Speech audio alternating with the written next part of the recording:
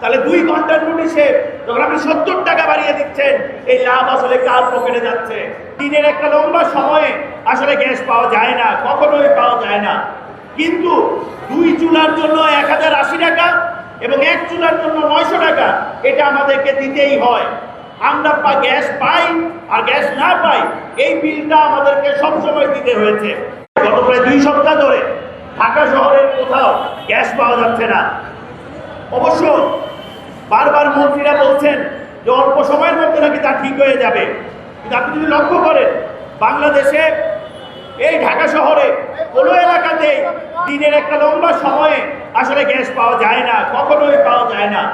কিন্তু 2 চুলার জন্য 1080 টাকা এবং 1 চুলার জন্য 900 টাকা এটা আমাদেরকে দিতেই হয়। আমরা গ্যাস পাই আর গ্যাস না পাই, এই বিলটা আমাদেরকে সবসময় দিতে হয়েছে। একই মর্মে আপনারা দেখেছেন কিভাবে তেলের সিন্ডিকেট করে, পাম্পে তেল নাই সেই সংকট তৈরি করে কিভাবে তেলের দাম বৃদ্ধি করা হয়েছে। আপনারা একই সময় দেখছেন যাদের বাসায় গ্যাসের লাইন রয়েছে, সেই গ্যাসের লাইন থাকা সত্ত্বেও আজকে সবাইকে সিলিন্ডার নিতে হচ্ছে রান্না করার জন্য। এবং একই সময়ে আমরা দেখলাম সিলিন্ডার গ্যাসের দাম 70 টাকা বাড়ায় দেওয়া হলো 2 ঘন্টার নোটিশে। বিকাল 3টার দিকে একটি প্রজ্ঞাপন আসলো এবং সেই প্রজ্ঞাপন বলল যে আজকে 6টা থেকেই নাকি সিলিন্ডারের দাম বেড়ে যাবে। তাহলে আমি যদি প্রশ্ন করি, এই সিলিন্ডার ব্যবসায়ীরা তাদের যে সিলিন্ডারগুলো, সেই সিলিন্ডারগুলো তো পূর্বের দামে কেনা, তাহলে 2 ঘন্টার নোটিশে যখন আপনি 70 টাকা বাড়িয়ে দিচ্ছেন, এই লাভ আসলে কার পকেটে যাচ্ছে? এই একইভাবে আমরা শেখ হাসিনার আমলে লক্ষ্য করেছি, ক্যাপাসিটি চার্জের কথা বলে, ভুয়া বিদ্যুৎ কেন্দ্রের কথা বলে, ভুয়া গ্যাস ক্ষেত্রের কথা বলে বারংবার আমাদের গ্যাসের দাম এবং বিদ্যুতের দাম বাড়ানো হয়েছে।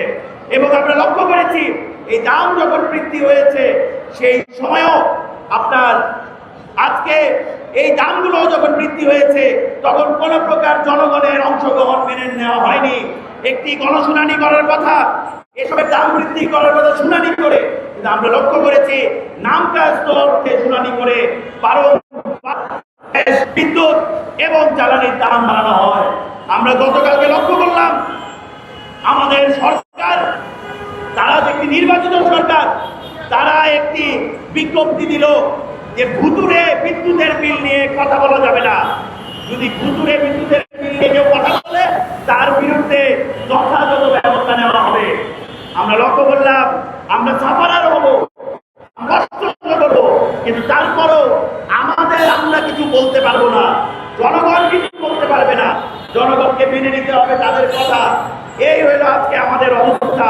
বন্ধুগণ, আমরা সাথে বলতে চাই, যতক্ষণ না গ্যাসের সার্ভিস দিতে পারবে ঠিকঠাক মতো 24 ঘন্টা গ্যাসের সার্ভিস দিতে পারবে, ততক্ষণ পর্যন্ত এই গ্যাসের বিল নেওয়া যাবে না। এবং এই গ্যাসের বিল 2 চুলার জন্য 1080 কিংবা 1 চুলার জন্য 900 এটা ঠিক রাখা যাবে না।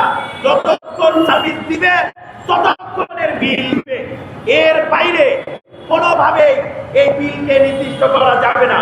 এবং একই সাথে আমরা দাবি তুলতে চাই, অবিলম্বে এই যে অদক্ষ এবং এই অব্যবস্থাপনা, এর দায় কোনোভাবেই জনগণের উপর চাপানো যাবে না। এলএনজি গ্যাসের দাম বাড়ানো হয়েছে, আমরা শুনতে পাচ্ছি সামনে আবার গ্যাসের দাম বৃদ্ধি করা হবে। আমরা পরিষ্কারভাবে বলতে চাই গ্যাসের দাম বৃদ্ধি করা চলবে না। এবং একই সাথে বিদ্যুতের বিলের যে অবস্থা, সেই অবস্থাও শেষ করতে হবে।